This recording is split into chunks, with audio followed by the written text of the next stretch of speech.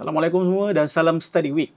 Pada topik hari ini, saya nak kita buat revision pasal inverse function dan macam mana kita nak gunakan inverse function untuk mencari range bagi sesebuah function. Dalam video sebelum ni, saya pernah tunjukkan macam mana nak cari range directly daripada function tersebut berdasarkan behavior dia. Contohnya macam kalau dia square root function, dia always positive.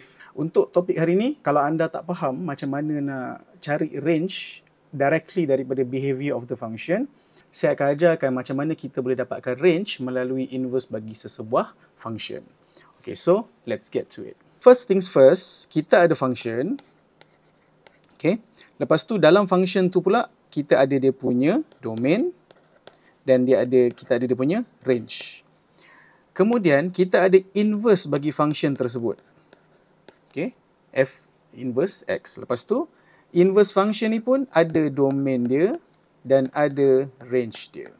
Okay, so sebenarnya inverse function dengan function punya domain dengan punya range adalah bersilang ataupun interchangeable. So contoh macam inilah saya tunjuk. So domain bagi sesebuah function adalah juga range bagi dia punya inverse, dan dalam masa yang sama domain bagi inverse function juga adalah range bagi function asal. Cuma on some cases mereka tak boleh directly related. Okay, seperti contohnya apa yang kita dapat not exactly sebiji macam apa yang akan berlaku bila kita interchange dia. Okay, sometimes modification ataupun adjustment mesti dibuat. Tak apa, kalau tak faham nanti kita tengok example.